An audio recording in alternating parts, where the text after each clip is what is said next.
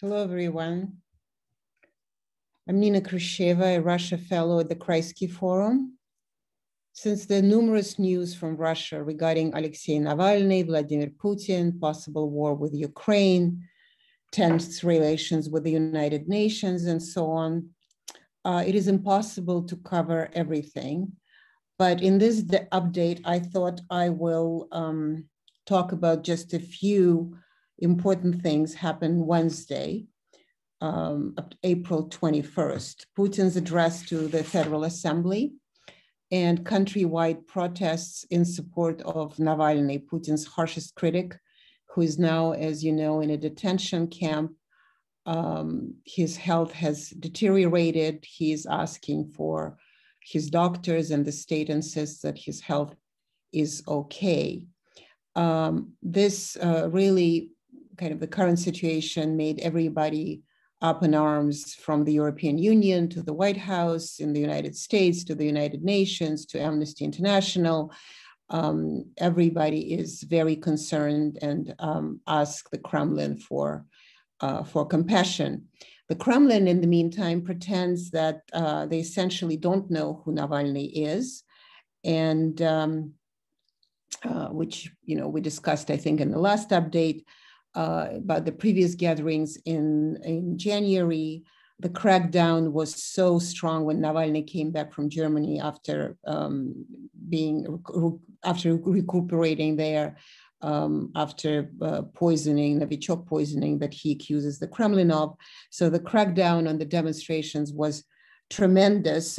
So of course that suggests that the Kremlin knows very well who he is, and it's kind of a weird, ridiculous game of cat and mouse that Vladimir Putin plays, and then we all have to play that game. Yesterday, surprisingly, the police efforts to crack down on demonstrators was much less. I was there, and it was quite peaceful most of the time. In fact, I was even directed to go to certain streets because it was easier to get to the central place where the demonstration, spitting distance from the Kremlin, was held. About 1,700 people were detained, many of them all across Russia. Many of them were released immediately without even signing up any documents. In Moscow, there were very few protests, about 30 people, which, the government says it was about 6,000. The protesters, the Navalny Foundation says that there were 40,000. I don't think there was 40,000, maybe 10,000 probably at the most. Still 30 people, not that many to be detained. The center of Moscow was cordoned away, but people were still able to gather, carry placards, and really being heard. You would ask why. I myself ask why such an ease up in this particular time. Of course, the Kremlin continues to have a tough stance on the fact that it has nothing to do with Navalny. He's a problem of a prison system. But because the West is screaming in support, he must be their agent, and therefore we're going to treat him even with more disdain.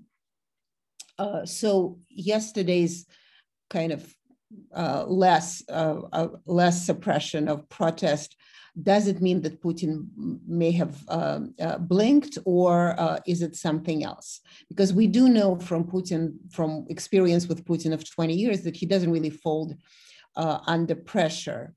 But what I think has happened is that he is still capable. I mean, he's now much more removed from reality, but he's still capable of assessing the mood of the nation. And the mood of the nation really wants a less confrontational president, doesn't want him to fight international battles, but wants to deal with the country's issues, especially post-coronavirus. And that makes Russia no different from any other country, because it really, like everybody else, it's really reeling from the devastation of coronavirus. He on Wednesday, earlier in the day before the protests, he addressed the Federal Assembly, as I said, and he did just that. He spoke about coronavirus. He began his address with coronavirus. He spoke about children, education, social issues, summer camps, small businesses, COVID vaccines, and so on.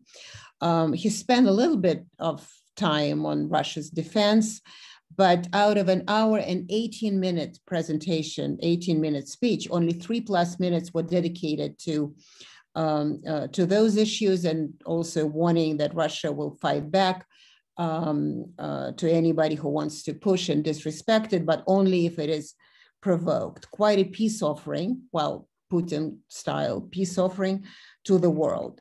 Of course, we could have expected more crackdown would follow after the speech, so we wouldn't relax, which is also kind of a Putin tactic at times. But they seem to have decided to try a softer approach this time, at least in Moscow. We should not relax completely. St. Petersburg actually saw a much tougher response of the police.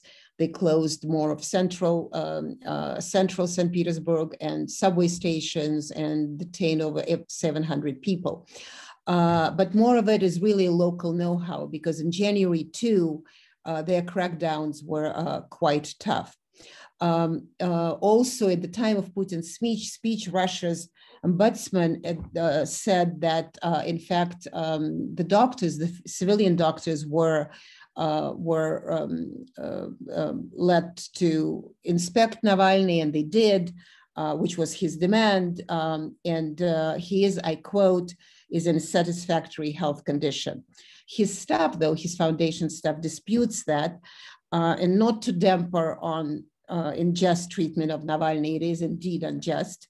I mean, his foundation may be the ones exaggerating the situation a little bit, at least, because they do need the pressure on the Kremlin. They need international support of this issue, of the Navalny issue, and also they need people in the streets, because originally 500,000 people were announced to take part in protests. But yesterday I said, probably 10,000 in Moscow, and sort of the rest of the country, probably another 10,000. So if we're probably 20,000 all across Russia, if that. So people are afraid. And I think January crackdown was helpful to the Kremlin in this regard. People are scared. And so in this sense, yesterday, it seemed like, at least in some places, not St. Petersburg, there was really no reason to beat them up. Well, this mild police reaction to the Wednesday protest was also kind of, it shouldn't keep us too hopeful, because Navalny Foundation is now the judges asked for it to be nominated as an extremist group, and if it does happen, then there would be no protest, no Navalny, not even mentioning of his foundation in the Russian political, social, or any other space. So once again, mild approach, no need to beat them up if it is going to be forbidden in soon. I don't know if it's going to happen, but certainly the conversation will continue on that, and the pressure will be there. Another reason for the lesser crackdown, I think, is that Putin is speaking on Thursday, which is today, my time, at the US organized climate summit. And he would like to win everybody over with his kind of green Russia strategy. Some climate problems seem to be uniting many countries, and he certainly seems to be betting on that. Because even China, the greatest polluter in the world, adds to responded to Biden's invitation, because everybody understands that it is an important issue. So in a way, the recent developments suggest the Kremlin is trying the carrot, well, very tiny carrot and stick, always a giant stick approach to various global affairs and Russian affairs as well, to see how public reacts to what's happening to Putin himself, to Navalny, to President Biden, who, as you know, recently agreed that Putin is a murderer, and then didn't dial back, but at least tried to change rhetoric a little bit. So for now, it seems like the Kremlin pushes the scare, but not too much beating up, at least for now.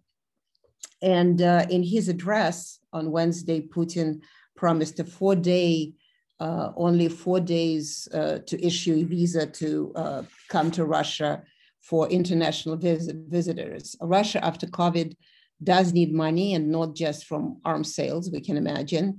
It has an excellent tourist industry, excellent tourist sector, which may come to surprise to many of you.